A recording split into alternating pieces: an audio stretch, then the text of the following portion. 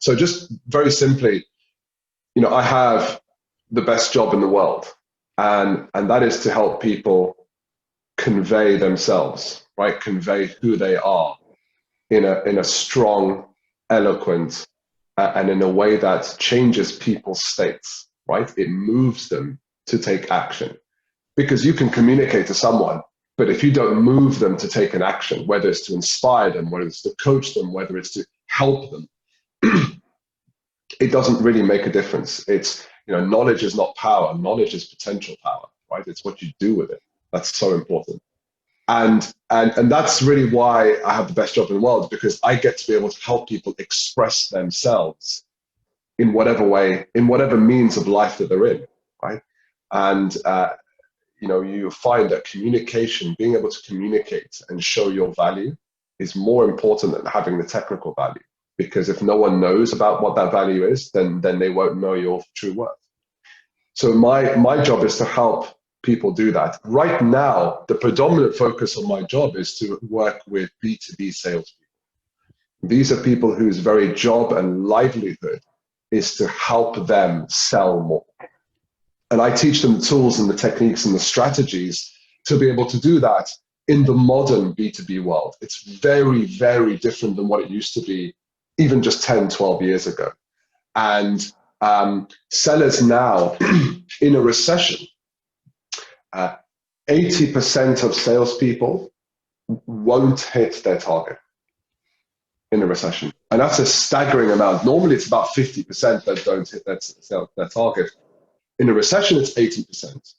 20% of the remaining 20%, those 20% of people just about hit their target through huge amounts of pain and techniques and tools and scrabbling around to find discounts and specialized offers, right?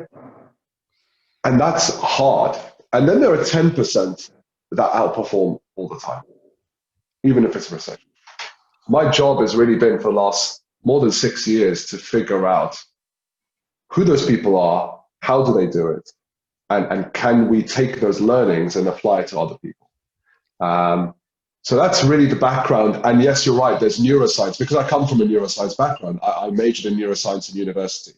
I was hugely interested in cognitive psychology, right, and behavioral psychology. So I integrated that into what I learned in neuroscience. And actually, that's what separated me from everyone else that I was competing with in the sales world. My desire to understand what moved people to buy, right? How and why do they make the decisions that they make? Not just do sales in the usual sales world. So that's my background. We provide consultancy to businesses. We do training. We do personalized coaching as well. And really, it's just to make sure that we move as many people as possible in the world, in the B2B sales world, into that 10% who are always outperforming. And everyone can do it. Believe me, if I can do it, and I'm not a salesperson, I wasn't.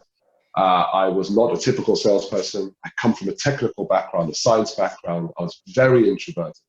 If I can do it, anyone else can, as long as they put in the hard work and they have the right tools and strategies. So that's in a nutshell my background there. I hope that helps. Yeah, for sure. So I think something you said that was super interesting about communication. And like you said, it's one thing to convey a message, but if you can't move people with that message, then it's just, words at the end of the day. So on the topic of communication and moving people, how do you start communicating in a way that starts hitting people maybe in an emotional manner to motivate them to start making those changes and those moves? Yeah. Well, the first thing, and you've hit a good point there. The first thing is what motivates people. And most of the time, we give that a cursory thought process. We slot them within a category that we've been taught should be the category that they fall under, right? What moves people is, things like money, power, desire, move away from fear, all those kind of things. But most people don't take the time to think, what will motivate the person I am talking to, right? And ultimately, what motivates people are needs. It's not money. Money is a tool. If I gave you £1 million, right now in your bank account, right? and I said, here is £1 million, what would your initial feeling be? I guess maybe financially secure for a short time. You'd be happy or sad? I'd be happy. You'd be happy, right?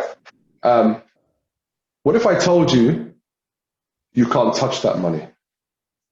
If I gave you £1 million in your bank account, now I said you're not allowed to touch that. In fact, I blocked you from touching it, but it's just there. You can log into your account and you can see £1 million. You can see the 7 digits. You're like, yeah. Are you still as happy? No, definitely not. Definitely not. So money's a tool. And most people think ROI, value, business value, it's part of the equation.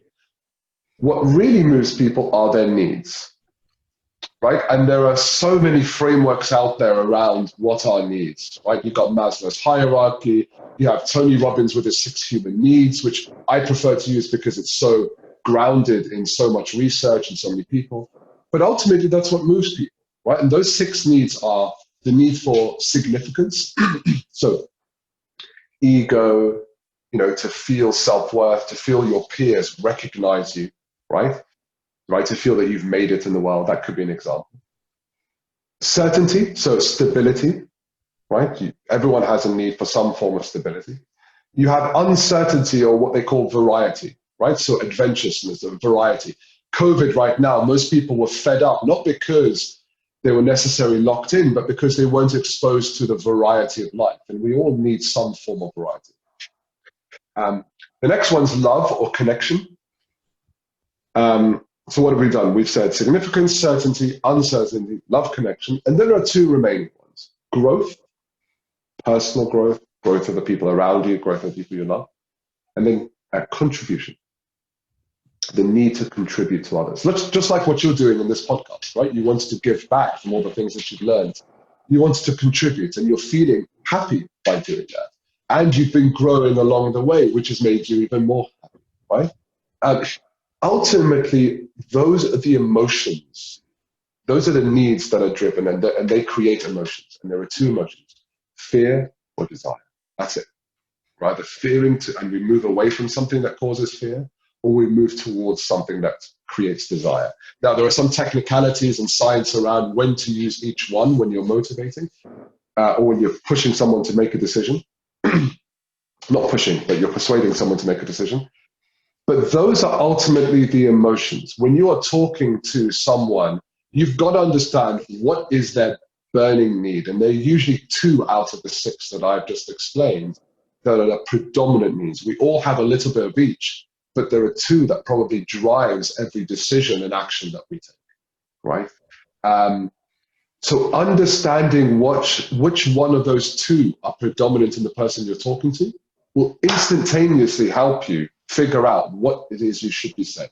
What will make this person do what I would like them to do? And hopefully they see that it's in their interest to do. Does that make sense? Yeah. It's quite a big question that you asked, but I've hopefully distilled that down. Yeah, no, it makes perfect sense. I'm actually familiar with the Tony Robbins needs that you're speaking about, and I thought I like how, like you said, it's quite simple. There's 6 things, so it gives you a lot of kind of direction and guidelines on, just a couple of choices on what they might be.